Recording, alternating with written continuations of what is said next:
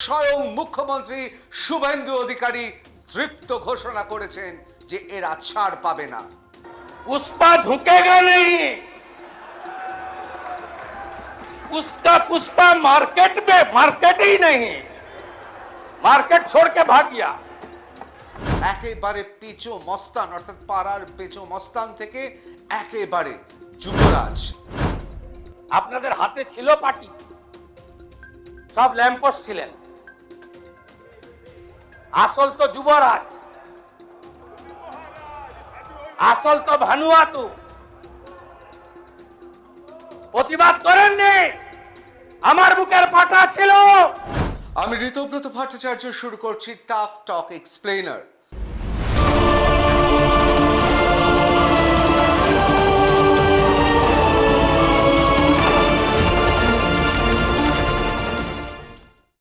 আজকে আমরা আলোচনা করব তোলা মূলের এই যে বিপুল পরিমাণের অর্থ, যে অর্থ কোথাও স্থাবর কোথাও অস্থাবর সম্পত্তি হিসেবে ছড়িয়ে ছিটিয়ে আছে, হয়তো এ রাজ্যে, হয়তো এই শহরে, অথবা এ রাজ্যের বাইরে, এমনকি বিদেশে। সেই সমস্ত অর্থ বাজেয়াপ্ত কি করা যাবে?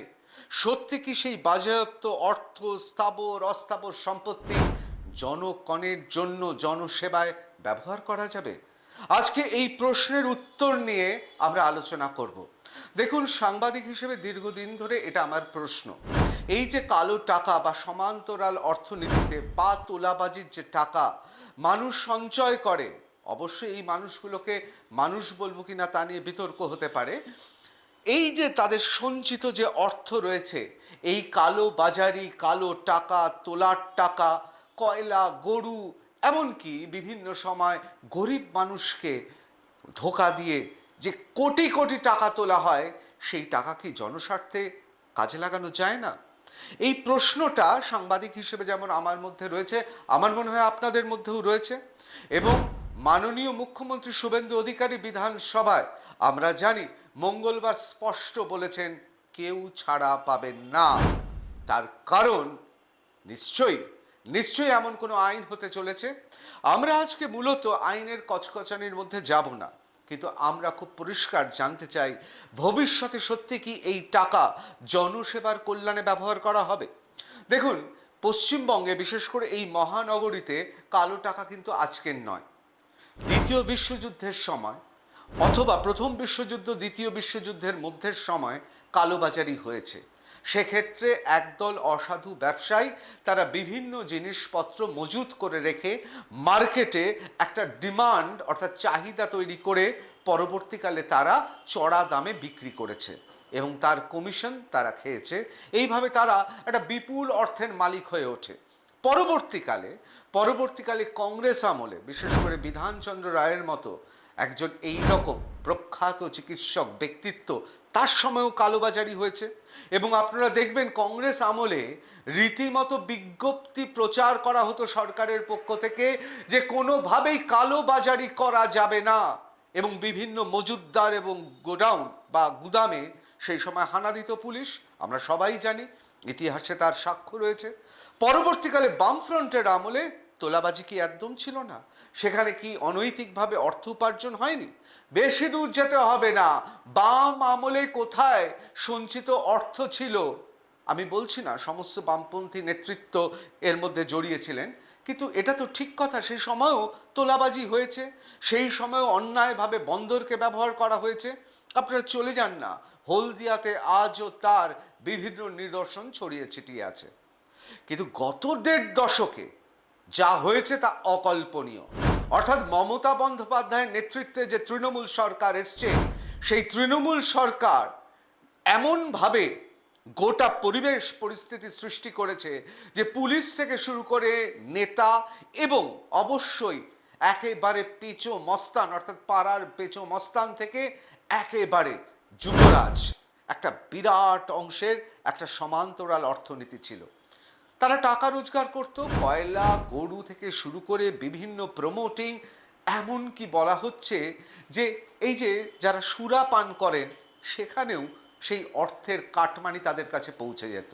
কাটমানি কতটা খেত তার একটা খুব সহজ অঙ্ক স্বয়ং মুখ্যমন্ত্রী শুভেন্দু অধিকারী বিধানসভায় বলেছে। একবার শুনে নেব। আপনাদের হাতে ছিল পার্টি, সব ল্যাম্পোস্ট ছিলেন, আসল তো যুবরাজ, আসল তো ভানুয়াতু। প্রতিবাদ করেননি, আমার বুকের পাটা ছিল, আমি প্রতিবাদ করেছি।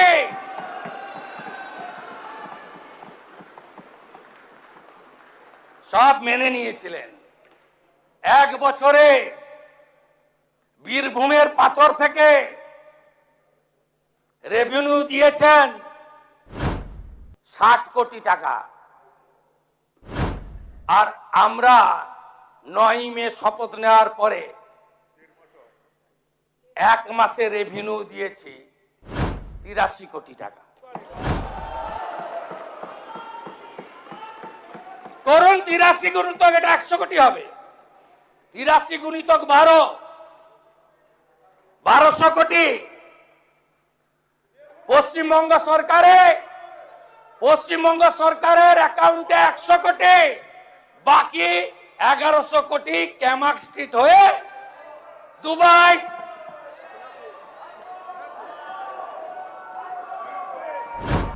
শুভেন্দু অধিকারী তিনি বলছেন তার বুকের পাটার কথা। অবশ্যই তার বুকের পাটা ছিল, তার কারণ তিনি বারবার প্রতিবাদ করেছিলেন। দেখুন, খুব স্পষ্ট আপনাদের 2-3টে কথা বুঝিয়ে দিই যে এই সরকার যেভাবে এগোচ্ছে তাতে আমি আগেও আপনাদের বলেছি, আজও বলছি, কতগুলো ব্লকে তারা তোলামূলদের ভাগ করেছেন। যেমন প্রথম ব্লক, অর্থাৎ শাহজাহান, জাহাঙ্গীর, এই রকম যারা রয়েছে, ওই আর কি পেচো মস্তান টাইপের, প্রথমে তাদের আচ্ছা করে টিট দেওয়া হচ্ছে এবং তাদের বিভিন্ন সম্পত্তি দখল করা হবে। দেখুন, জাহাঙ্গীর থেকে শাহজাহান, আমি বিস্তারিত আলোচনায় যাচ্ছি না, এরা বিপুল অর্থ, বিপুল জমি তারা কিন্তু নামে বেনামে রেখেছে। এবং শুধু তাই নয়, আমি রিপোর্টার হিসেবে শাহজাহানকে যখন ট্র্যাক করতে শুরু করি, আমার সুস্পষ্ট ধারণা যে সীমান্তের ওপারে বাংলাদেশে শাহজাহানের বাড়ি রয়েছে, সেখানে সম্পত্তি রয়েছে। ভাবতে পারেন, শাহজাহানের নামে মার্কেট ছিল, আর জাহাঙ্গীর তিনি নামে বেনামে প্রচুর জমির মালিক, এবং এই জমি তিনি ঠকিয়ে নিয়েছিলেন সাধারণ লোকদের, তাদেরকে প্রতারণা করে। শাহজাহান থেকে জাহাঙ্গীর তোরা কেউ রক্ষা পাবি না, তার কারণ স্বয়ং মুখ্যমন্ত্রী শুভেন্দু অধিকারী তৃপ্ত ঘোষণা করেছেন যে এরা ছাড় পাবে না। पुष्पा झुकेगा नहीं, उसका पुष्पा मार्केट में मार्केट ही नहीं, मार्केट छोड़ के भाग गया। জামানত জব্দ হয়েছে, কাদের হাতে পার্টি গেছিল? যারা একটা সময় খেটে খুটে কমিউনিস্টদের বিরুদ্ধে লড়েছিল, তারপরে আপনারা লাল চুল কানে দুন, তার নাম যুবা তৃণমূল। আরে আপনার দল আপনাকে সাপোর্ট করছে। আপনি আর সন্দীপন সাহা সই চুরি নিয়ে কমপ্লেন করলেন, সাসপেন্ড হলো, আর মাঠ থেকে পালিয়ে গেল নেপালে বউ বাচ্চা নিয়ে ফলতার তথাকথিত পুষ্পা, তাকে আপনার দল সাসপেন্ড করলো না। আপনার মিটিং এ গেছিল বন্দরের বিধায়ক, তিনি সাসপেন্ড হয়ে গেলেন। মিডিয়াতে দেখাচ্ছে, সত্যি মিথ্যা আমি জানি না, কিন্তু তথাকথিত পুষ্পা তিনি বহাল তবিয়তে থাকেন। কার জন্য এখানে লড়াই করছেন? আপনি তালিকাটা খুঁটিয়ে খুঁটিয়ে দেখে তৈরি করুন। জাহাঙ্গীরদের কেউ বাঁচাতে পারবে না, শকত মোল্লাকে কেউ বাঁচাতে পারবে না, শাহজাহানকে কেউ বাঁচাতে পারবে না, দিলীপ মন্ডলদের কেউ বাঁচাতে পারবে না, রাজু নস্কর থেকে বাপু সোনার মতো গুন্ডাদের কেউ বাঁচাতে পারবে না, নিশ্চিন্ত থাকুন। অনেকে বলবেন, বেশ, বোঝা গেল যে জাহাঙ্গীর থেকে শাহজাহান কেউ রক্ষা পাবে না, কিন্তু তাই বলে সব্যসাচী দত্তের মতো যারা কোটি কোটি টাকার সোনার তাল বিভিন্ন জায়গায় রেখেছেন, তারা রক্ষা পাবেন? দেখুন, এটা আমাকে বলতেই হবে সত্যের খাতিরে, শাহজাহান জাহাঙ্গীর তাদের যে মোডাস অপারেন্ডি আর সব্যসাচী দত্তরা যেভাবে এগোন তার মধ্যে ফারাক রয়েছে। শাহজাহান জাহাঙ্গীর তাদের ছোটবেলাটা যদি দেখেন, আমি বলবো না পুরোপুরি ক্রিমিনাল ব্যাকগ্রাউন্ড, কিন্তু তারা যেভাবে বড় হয়ে উঠেছেন অবশ্যই তারা অপরাধী মনস্তত্ত্বে বলা যেতে পারে যে তারা ছোটবেলা থেকেই অপরাধের প্রতি তাদের কোথাও যেন একটা ইনক্লিনেশন, অর্থাৎ তারা ঝুঁকেছিল। একই কথা শওকত মোল্লার ক্ষেত্রেও খাটে। ভাবতে পাচ্ছেন শওকত মোল্লা তার বিরুদ্ধে অভিযোগ করছেন যে একজন মহিলার বাচ্চাকে কিডন্যাপ করা হয়েছিল এবং যখন তখন তাকে ডেকে তার ওপর বিভিন্ন যথাচারভাবে ধর্ষণ করা হয়েছে। সুতরাং বুঝতেই পাচ্ছেন শাহজাহান, শওকত মোল্লা এরা এক প্রকার ক্রিমিনাল, কিন্তু সব্যসাচী দত্তরা তারা সল্টলেকের মতো অভিজাত জায়গায় রয়েছেন, তাদের বিভিন্ন আইনজ্ঞর সঙ্গে তাদের সুসম্পর্ক রয়েছে, তাদের আইনজীবী মহলের একটা বিরাট অংশের সঙ্গে তাদের লেনদেন চলে। অবশ্যই আমি আইনজীবীদের দোষারোপ করব না, তারা তো আইনজীবী, তারা তো লড়বেন মামলা টাকা নিয়ে, পেশাদারিত্বের সঙ্গে লড়বেন, আমি তাদের দোষারোপ করব না। কিন্তু এটা তো ঠিক কথা, শাহজাহান বা জাহাঙ্গীরের আইনের যত দৌড় তার থেকে সব্যসাচী দত্তদের দৌড়টা অনেক বেশি। অর্থাৎ তাহলে কি কোথাও কি তাহলে আইনের চোখে ধুলো দিয়ে তারা পালিয়ে যাবে? কি বলছেন শুভেন্দু অধিকারী, মাননীয় মুখ্যমন্ত্রী? সকাল থেকে দেখাচ্ছে বিধাননগরের আপনাদের বড় নেতা, প্রাক্তন চেয়ারম্যান, প্রাক্তন শিক্ষামন্ত্রীর মতো উনারও বান্ধবী বাড়ি থেকে কেজি কেজি সোনা পাওয়া যাচ্ছে। মাননীয় বিরোধী দল নেতা, আগে ঠিক করুন কার পক্ষে বলবেন আর কার বিরুদ্ধে বলবেন।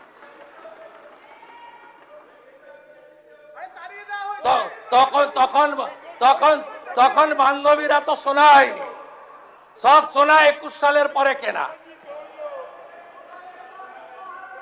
সব সোনা রসিদ পাওয়া গেছে 21 সালের পরে কেনা, 22 সাল থেকে কেনা। অনেকেরই বান্ধবী পালিয়ে গেছে, এখন কি করা যাবে? আইনের ব্যাপার তো, সেটি দেখছে, খুঁজে দেখবে। অনেকের বান্ধবী ধরা পড়েছেন, অনেকের বান্ধবীকে খোঁজা হচ্ছে। বান্ধবী কালচারটা তো টিএমসিতে ব্যাপক ছিল, এখন বোঝা যাচ্ছে ওটা। আর একটা অপা বেরিয়েলো তার মানে। হ্যাঁ, অপা বেরোচ্ছে, আরো কারো বেরোবে, আরো কারো টাকা নিয়ে কেউ চলে গেছে, এ ধরনের কমপ্লেন এসেছে। কমপ্লেন আসলে কালকে এটা নিয়ে মাননীয় মুখ্যমন্ত্রী বলেছেন, টিএমসির লোকেদের বলেছেন, আপনারা বলছেন তদন্ত হোক, চুরি কে করেছে। আপনাদের কাছে তথ্য আছে, আপনারা তথ্য দিন। আমরা তো চাই যে পরিষ্কৃত হোক, স্বচ্ছ ভারত আমাদের পশ্চিমবঙ্গের অর্থনীতি হোক। দেখুন, কামিনী আর কাঞ্চন একই সঙ্গে বৃদ্ধি পায়। স্বয়ং চাণক্য বলেছেন, যারা রাজপুরুষ হয়, যাদের হাতে ক্ষমতা রয়েছে, তাদের ভোগের লিপ্সা বেড়ে ওঠে। দেখুন, চাণক্য যেভাবে বলেছিলেন রাজপুরুষ এই সমস্ত পেচমস্তান অথবা এই সব তোলামূলদের আমি সেই একই ক্যাটাগরি বা শ্রেণীতে ফেলবো না। কিন্তু দেখুন, যাদের এত বেশি আনঅ্যাকাউন্টেড অর্থ, অর্থাৎ কোনো রকম হিসেব ছাড়া যাদের পকেটে শুধু টাকা এসেছে, তারা তো কামিনী কাঞ্চনে মত্ত হবে, এটাই স্বাভাবিক। আর সেই জন্যে প্রাক্তন শিক্ষামন্ত্রীর ছিল অপা, সব্যসাচীর ত্রিনা এবং শওকত মোল্লা সহ জাহাঙ্গীর এদেরও রয়েছে। নিউ টাউনে এবং কলকাতার অভিজাত বিভিন্ন জায়গায় সেই ফ্ল্যাটেই চলতো এদের রসলীলা, এবং এই রসলীলাতে সমাজের একেবারে দণ্ডমূর্তের যারা কর্তা তারাও থাকতেন। এখন প্রশ্ন হচ্ছে যে কখনোই ছোটভাবে দেখবেন না এই শাহজাহান, জাহাঙ্গীর, সব্যসাচী, একেবারেই এদের মনে করবেন না যে এরা হীনবল হয়ে পড়েছে। তার কারণ এদের টাকা অনেক জায়গায় গোপনে খাটছে, অনেক ব্যবসায় গোপনে খাটছে, সুতরাং এদের বাঁচানোর জন্যও লোক রয়েছে। এখন প্রশ্ন হচ্ছে, এদের সম্পত্তিগুলো বাজেয়াপ্ত করে আমরা কি পারবো জনসাধারণের কাছে পৌঁছে দিতে? দেখুন, এই কাজটা আমাদের নয়, এটা সরকারের কাজ। এর জন্য আইন তৈরি হবে, সে কথা খুব সুস্পষ্টভাবে পরিষ্কার জানিয়ে দিয়েছেন স্বয়ং মাননীয় মুখ্যমন্ত্রী শুভেন্দু অধিকারী। যত চুরি করেছেন, মনরেগার চুরি, আবাসের চুরি, জল জীবন মিশনের চুরি, লক্ষ্মীর ভান্ডারে চুরি, যত চুরি করেছেন এই কমিশনে অভিযোগ পড়বে এবং তাদেরকে শ্রীঘরে যেতে হবে। আমি পরিষ্কারভাবে বলে দিয়ে গেলাম, এই রাজ্যে আমরা শপথ নিয়েছি গুন্ডা, মাফিয়া, তোলাবাজ, লাল চুল কানে দুল একটারও জেলের বাইরে থাকবে না। শুধু তাই নয়, এই সেশনে বিল আসছে আমার দপ্তর, স্বরাষ্ট্র দপ্তর। অনেকেই ভাবছেন 2 মাস থাকলাম তারপরে আইনি লড়াই করে জামিনে বেরিয়ে এলাম। এই সেশনে বিয়ে কমিটি অনুমোদন দিলে শেষ দিনে বিল আসছে সম্পত্তিও বাজেয়াপ্ত করব। সম্পত্তি বাজেয়াপ্ত করব, সম্পত্তি অকশন করব। ওই আমতলা, হরিশ মুখার্জি, হরিশ চ্যাটার্জি রোডের ওই প্রাসাদ গুলোতে কলকাতার রাস্তায় রাত্রিবেলা ফ্লাইওভারের নিচে যারা থাকে তাদেরকে রাখাবো। কিন্তু আমাদের কি কোনো এ বিষয় ভূমিকা নেই? আছে। আমি এই ভিডিও শেষে আমাদের কি ভূমিকা, জনসাধারণের কি ভূমিকা, আমি সে বিষয়ে আপনাদের বলবো। তার আগে আরও একবার আমরা এই আলোচনায় একটা জিনিস আমরা বারবার যে কথা বলছি, যে আইন হলে বাজেয়াপ্ত হবে তো। মানুষ তো স্বপ্ন দেখতে শুরু করেছে। মানুষ স্বপ্ন দেখছে শুভেন্দু অধিকারী দৃপ্ত কণ্ঠে বিধানসভায় বলছেন কি ক্যামাক স্ট্রিটের বা ওই সব বাড়ি, যে বাড়িগুলো রয়েছে সেই বাড়িতে যারা ওভারব্রিজে বা ব্রিজের তলায় বিনিদ্র রজনী যাপন করে, যারা বর্ষা সিক্ত রাতের বেলায় সেখানে পশুর মতো পড়ে থাকে, তাদের জন্য আস্তানা হবে। অর্থাৎ এক কথায় জনকল্যাণকর ক্ষেত্রে ব্যবহার করা হবে এই সম্পত্তি। সম্ভব কি? আমি এক নজরে খুব দ্রুত আপনাদের একবার জানিয়ে দিই পৃথিবীর কোন কোন জায়গায় এই ধরন কারাপ্টেড, দুর্নীতিগ্রস্ত তোলাবাজদের টাকা বাজেয়াপ্ত করে জনসাধারণের জন্য সেই টাকা ব্যবহার করা হয়েছে। ক্ষমতার দাপট চিরস্থায়ী নয়, আর জনগণের টাকায় গড়া অবৈধ সাম্রাজ্যের শেষ পরিণতি যে কতটা নির্মম হতে পারে তার প্রমাণ সাম্প্রতিক ইতিহাস বারবার দিয়েছে। আমরা দেখে নেব এমন কিছু শীর্ষ নেতা, মন্ত্রী ও রাষ্ট্রপ্রধানদের ক্ষমতাচ্যুতি হওয়ার পর তাদের কি অবস্থা হয়েছিল। বিলাসবহুল জীবনযাপনের সামগ্রী আর স্থাবর সম্পত্তি শেষ পর্যন্ত উঠেছিল নিলামের টেবিলে। শুরুতেই ফিলিপাইনের একনায়কতন্ত্র ফার্নান্দো মার্কোস 1986 সালে ক্ষমতা হারানোর পর তার স্ত্রী ইমেলদা মার্কোসের কোটি টাকার হীরের গয়না, ঘড়ি ও দামি পেইন্টিং সোথবিস ও ক্রিস্টিসে নিলামে বিক্রি হয়। 2003 সালে পতন ঘটে ইরাকের সাদ্দাম হুসেনের। তার বিলাসবহুল সুপার ইয়ট, ওশেন ব্রিজ এবং ছেলে উদয়ের বহুমূল্যের ফেরারি ও রোলস রয়েস গাড়ি আন্তর্জাতিক বাজারে নিলামে তোলা হয়। 2011 সালে আরব বসন্তে ক্ষমতাচ্যুত হন তিউনিসিয়ার জিনে এল আবেদিন বেন আলী। তার 39টা সুপার কার, সোনা ও দামি ব্র্যান্ডের কোটি কোটি টাকার কোট, ব্যাগ নিলাম করে রাষ্ট্রীয় কোষাগারে ফেরানো হয় সেই টাকা। 2014 সালে ইউক্রেনের মাইদান বিপ্লবের পর পালিয়ে যান রাশিয়ানপন্থী প্রেসিডেন্ট ভিক্টর ইয়ানুকোভিচ। তার বিলাসবহুল মেজহিয়া প্রাসাদ থেকে উদ্ধার হওয়া ক্লাসিক গাড়ি ও দুর্লভ প্রাচীন বই নিলাম করা হয়। 2018 সালে ওয়ান মালয়েশিয়ার দুর্নীতিতে ফেঁসে যান মালয়েশিয়ার সাবেক প্রধানমন্ত্রী নাজিব রাজাক। তার ফ্ল্যাট থেকে বাজেয়াপ্ত হওয়া 1400টি হীরের নেকলেস এবং 567 দামের হ্যান্ডব্যাগ বিক্রির নির্দেশ দেয় আদালত। বাদ যায়নি আমাদের দেশ ভারতও। তামিলনাড়ুর সাবেক মুখ্যমন্ত্রী জয়ললিতার বিপুল পরিমাণের যে অর্থ ছিল এবং সিল্কের শাড়ি, দামি ঘড়ি, জুতো আদালতের নির্দেশে নিলামের প্রক্রিয়ায় আনা হয়। আইন ও আন্তর্জাতিক ব্যবস্থার করা নির্দেশ খুব স্পষ্ট, জনগণের টাকা চুরি করে যে প্রাসাদই গোড়া হোক না কেন, ক্ষমতার অহংকার ভাঙলে তার শেষ ঠিকানা কিন্তু সাধারণ মানুষের জন্য খোলা নিলাম বাজারি। এখন প্রশ্ন হচ্ছে, এই সমস্ত তোলামূলের যে স্থাবর অস্থাবর সম্পত্তি রয়েছে, সেই সমস্ত সম্পত্তিগুলো উদ্ধার করে সত্যি কি মাননীয় মুখ্যমন্ত্রী শুভেন্দু অধিকারী যা চাইছেন সেই ঘটনা ঘটবে? এক কথায় ঘটা উচিত। তার কারণ এই সমস্ত তোলামূলের যে বিপুল পরিমাণের অর্থ 1.5 দশক ধরে তারা সঞ্চিত করে রেখেছে, সেই অর্থ ভাণ্ডার জনকল্যাণকর কাজে ব্যবহার হোক এবং গোটা দেশে দৃষ্টান্ত স্থাপন হোক, যাতে যাতে কোনো শাসক যারা এই প্রশাসনিক বিভিন্ন পদ অথবা তার সাংবিধানিক পদ ব্যবহার করে আর কোনো দিনও তোলার মতো এই ধরনের ঘটনা না ঘটায়, তাহলে এটা দৃষ্টান্ত হয়ে থাকবে। এখন প্রশ্ন হচ্ছে, আমাদের করণীয় কি? সরকার সরকারের মতো কাজ করবে।